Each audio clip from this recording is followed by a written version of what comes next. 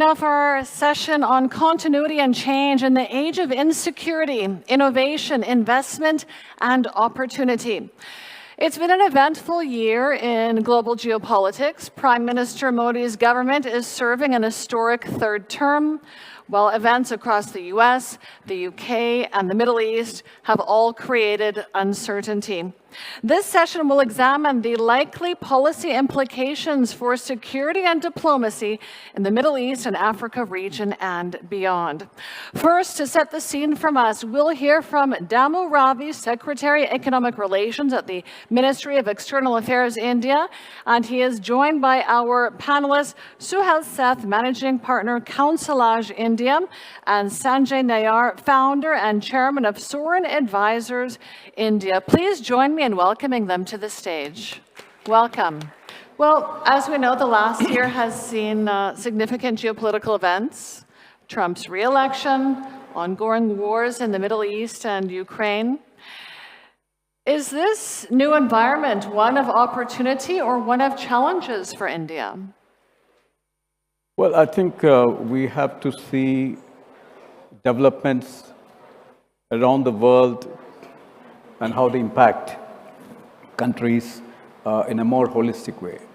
I mean, I like to go, let's say, even 100 years ago, there have been great many changes that have happened on the world stage. World War I, II, then the revolutions, the civil wars. The globe has always been somewhat tumultuous, going through that phase. Let's look at the last 1 year or so. It's a year of elections. But 64 countries went into election. And then there's a continuity and there's a change as well. Prime Minister Modi is now 3.0 in a way, setting the stage for continuity. But you also see that the global situation in terms of the geopolitical aspect continues to be a turmoil. And it causes stress at many points. It's disruptive. It also tells us that we need to be a lot more prepared to navigate this challenge. Typically, countries, when they are in a crisis, they tend to be nationalistic. We have seen this in the time of COVID, that vaccine nationalism was very common in the countries that produce vaccines. Now we are seeing in the geopolitical tensions the same kind of trend.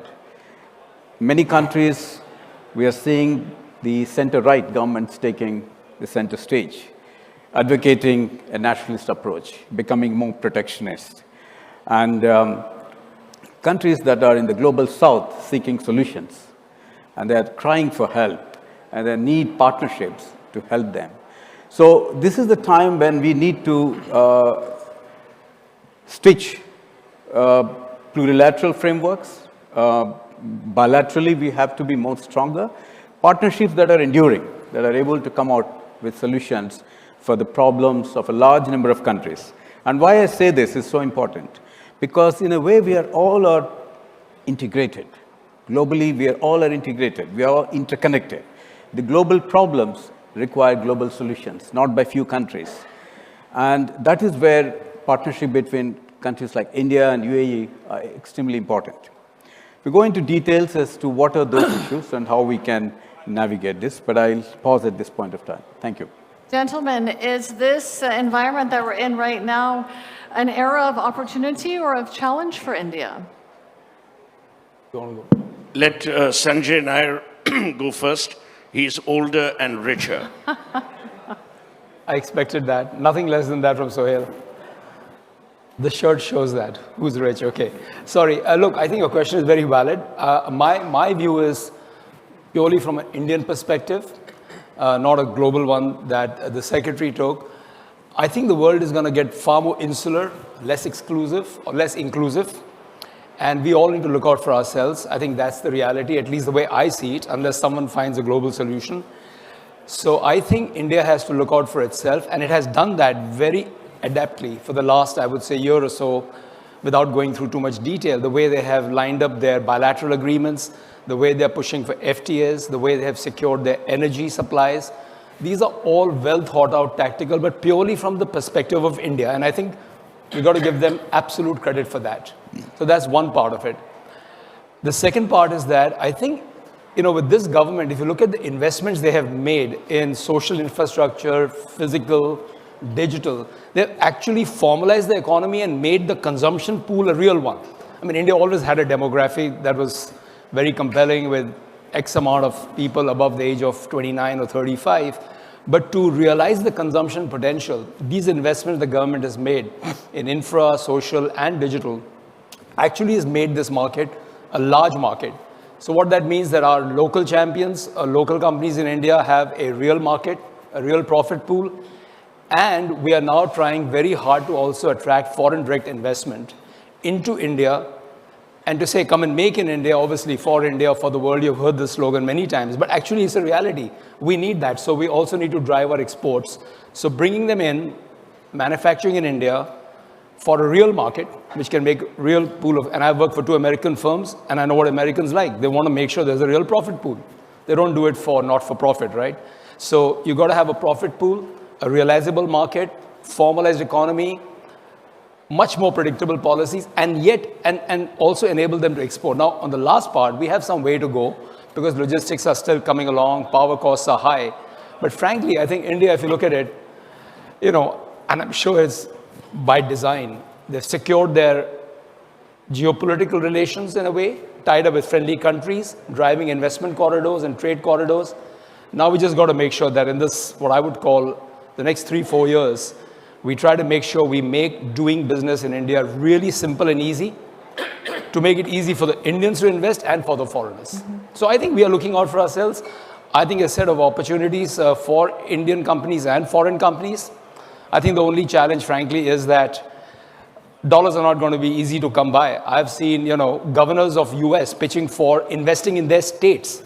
Make in America. So when we say make in India, we have our work to do. And I think that's the challenge. But look, the investment the government is making should facilitate that.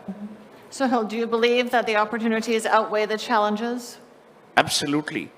You know, I'm not a pseudo-nationalist, so let me give you a perspective on India and Indians.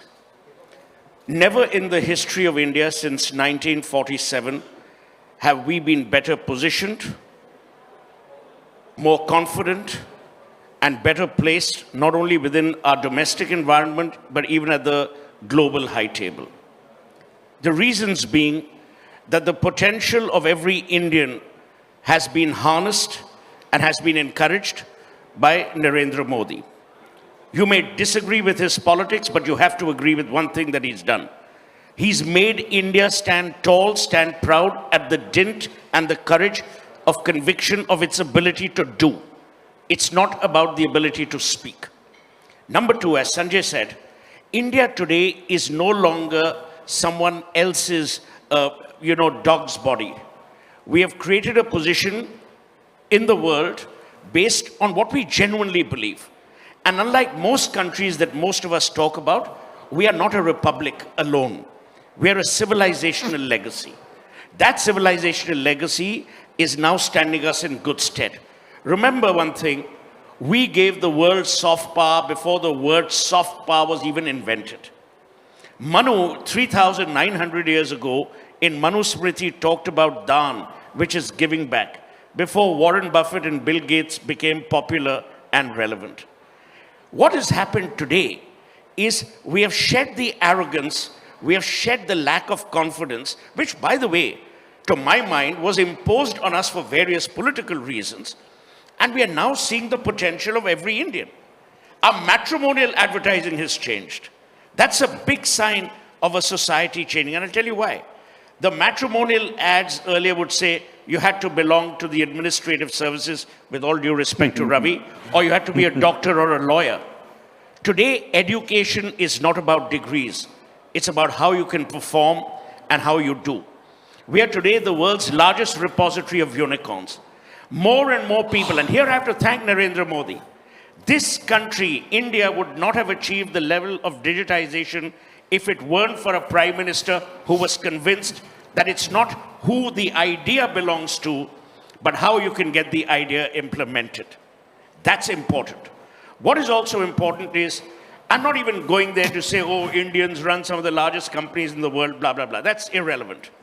What is relevant is how we have harnessed the demographic dividend for Indians. as Sanjay talked about Make in India, earlier Make in India was contract manufacturing. Today we are getting into original manufacturing. Earlier, contract manufacturing was what we would do as the cheap factory for the world. That's changed. And let me tell you one thing, as I see, so I'm a marketing person, I have no, accomplishments in finance or diplomacy. I mean, I'm the least diplomatic person, if you know me well. So I will tell you, what has really changed in India is the ability to offer opportunities. You know, I used to say this many years ago, before even you were born, that impoverishment every country has. Every country has poverty. But the worst impoverishment is when you choke the opportunities. Today, the shackles of choking the opportunity basket have been removed. Today, every Indian can actually obtain, garner, glean from the opportunities he or she is provided. Yes. And that's important. Yes. Citizens make countries, not summits or seminars. Yes, you're absolutely right. But I think And your colleagues, I think you missed the point about your age, but anyway, we'll come to that later. I heard that, and I took it as a I think you compliment. missed- Thank you It very is a much. compliment. You Thank missed you very the age. much. Your colleagues alluded to a rise in nationalism, and from your sentiment, I gather that there's also a rise in nationalism in India.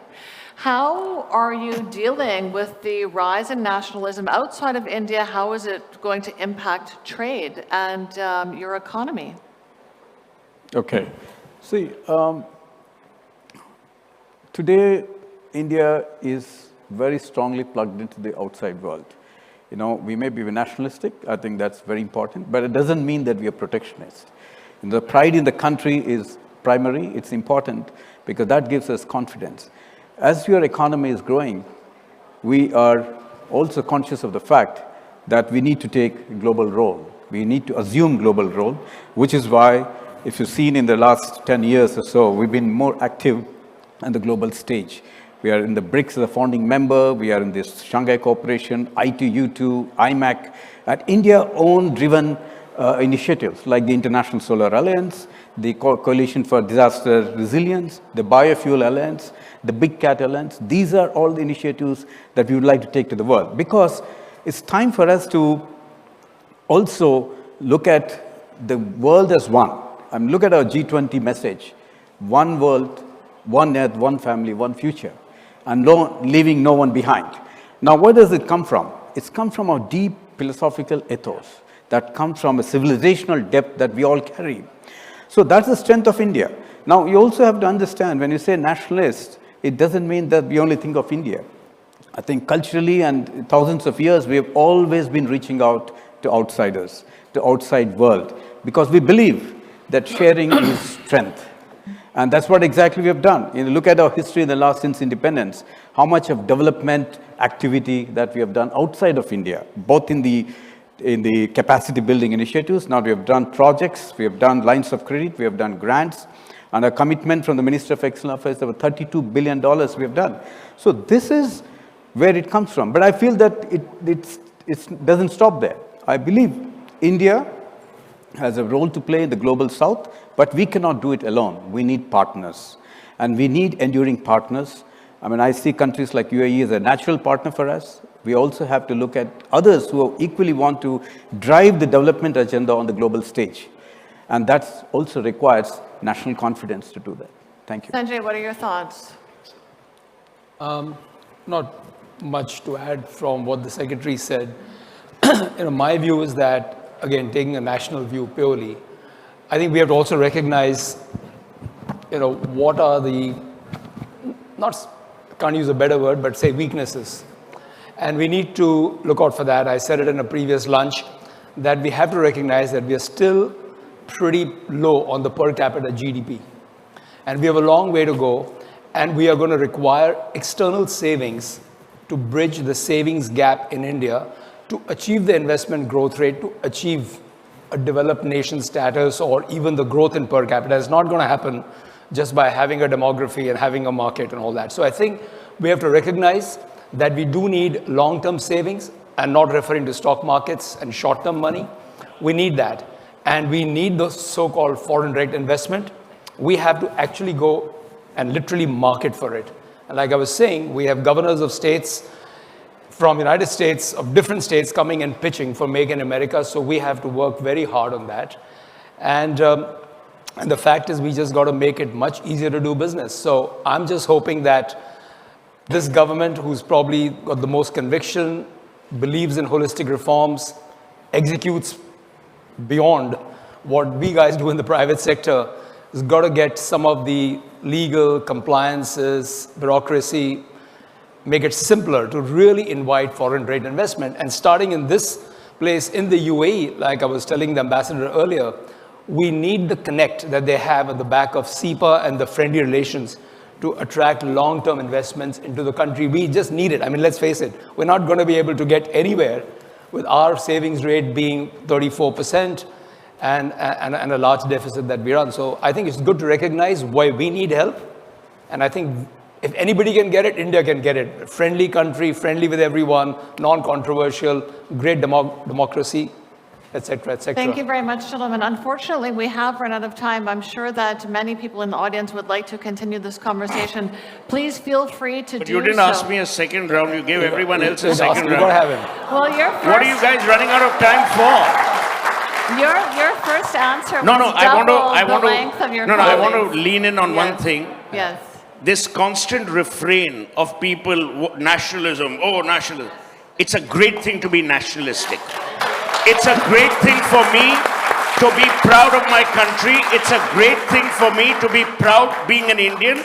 And it's an even greater thing for me to see India attain its rightful place amongst the comedy of nations. So don't expect any Indian anymore to be apologetic about his or her origin, his or her legacy, and his or her contribution globally. And always give Indians a fair chance. 2 rounds means 2 rounds for everyone. Those days of depriving an Indian are over. Thank you. Well Thanks done. very much, gentlemen. Well done.